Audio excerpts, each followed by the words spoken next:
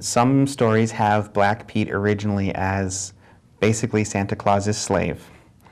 Other stories have him as a helper, sort of the person that actually, where Santa Claus would go, or St. Nicholas or Sinterklaas would go door to door, would go house to house to deliver gifts and stuff to.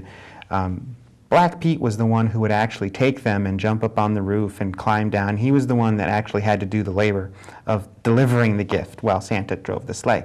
So he went down the chimney. One of the possible etymologies of that phrase, Black Pete, was referring to chimney sweeps that may have been hired to do the present deliveries. Yeah. And David Sedaris actually has a routine where he talks about Santa Claus and his 6 to 8 black men helpers. Wow. This is a variation I'm not familiar with. I've never heard this one, but yeah, it sounds a lot like sort of the makings of Santa's elves, Santa's helpers. Wow.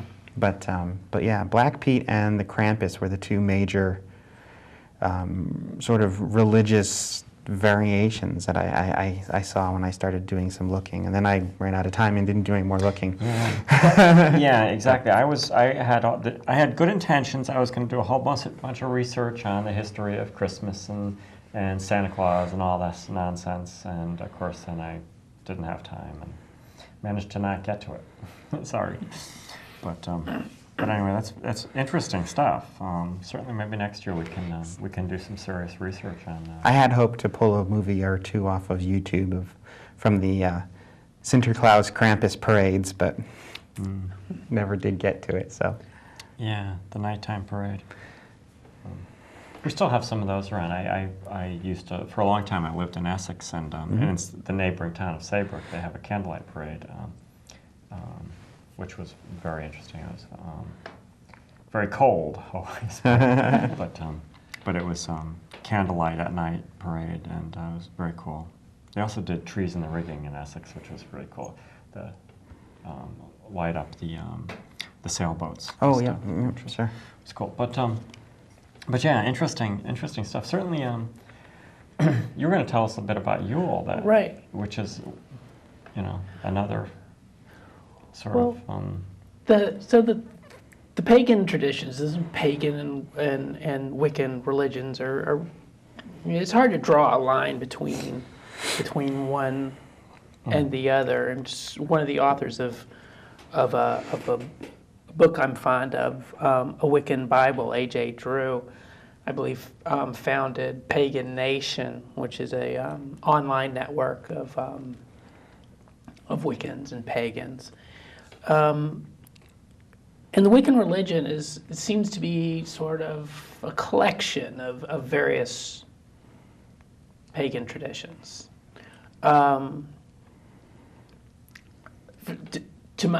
far as I've read, it seems like to me as a Wiccan, it's mainly Germanic and Celtic, but there's certainly a lot of different traditions in there. Mm-hmm. It draws heavily from the Eastern religions, certainly draws heavily from Roman and Greek traditions. Yule seems to be Germanic in origin,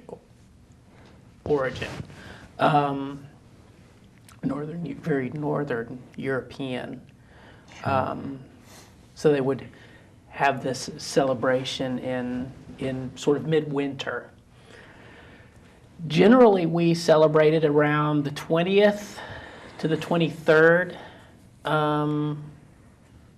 Again, Drew points out that there was probably a longer celebration, and he suggested like the 20th to January 1st. So right. There's 12 days, mm-hmm. right? And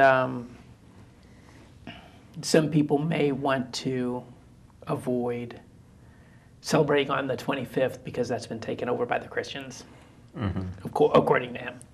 And I see a lot of validity to that. And sort of a reaction to historical persecution of pagans But I mean, the season is pagan celebration. Traditions, Wiccans draw on the Yule tradition, the Yule log tradition. Generally oak. They in Northern Europe they would, and you find various permutations of this, where they'll cut down a whole tree and they'll burn that in the fireplace, or they'll jam the whole log in the fireplace and jutting out into the room, but it burns for 12 days. Mm-hmm. Wow. Generally oak, which is interesting because part of the Wiccan ceremony can be like, there's a skit in which the Oak King slays the Holly King, and the Oak King is winter. The Holly King is summer, midsummer. So in midsummer, the Holly King comes back and defeats the Oak King. Mm-hmm. And so you have this idea of the turning of the wheel, of turning of the year. It's symbolic of the passing of seasons. Mm-hmm. Winter is seen as sort of a male-gendered season, summer being the balance, the female-gendered season. And we have this idea of the two halves being necessary. You can't have one without the other. You can't have the male without the female, the darkness without the light. Mm-hmm. You can't have the summer without the winter. And so that's sort of embodied in some of these rituals and celebrations. It's interesting. It's pretty cool. So oak and holly. Mm-hmm. The Oak King and the Holly King, and those are hypothesized to be, by some I think, sort of the two aspects of the horned god, the Lord. We have the god and the goddess, the Lord and the lady. Mm. You can't have one without the other. Yeah. And they're all aspects of the all power or the creator. Yeah, it's I find that in there's a lot of religious beliefs around the world, very popular ones when you look at the size of the populations that believe in them. Right. That take that understanding, that take the understanding of a God that's too great to understand by mortal people, sure, but who can sort of be instantiated, and be present in some kind of more limited way at their choosing, And it's something that when you look back historically, even Christianity used to do. Now it's fairly rare to find a Christian sect that takes that understanding. Right. A lot of them are taking very literal interpretations and very highly anthropomorphized understandings of God. Sure. But which, if that works for you, great. There's a bearded guy sitting in the clouds watching what you do. It's just Santa Claus. Yeah, I know. I get that. If it helps people to have this image that works for them, that's great.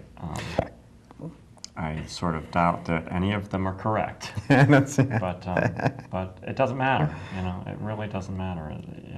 I certainly have a relationship with God. I really don't care what God looks like. I don't claim to understand that, and it doesn't matter. But I know for some people it certainly helps to have this image. And we actually have a phone call. Good evening, NLC Trans. You're on the air. Hello, sweetheart. Hello? What are you trying to get at? I'm sorry? What are you trying to get at with this whole thing? Just kind of talking about it a bit, trying to get an idea about the history and the origins of the holiday. How far back? To the beginning? I don't know. Is this a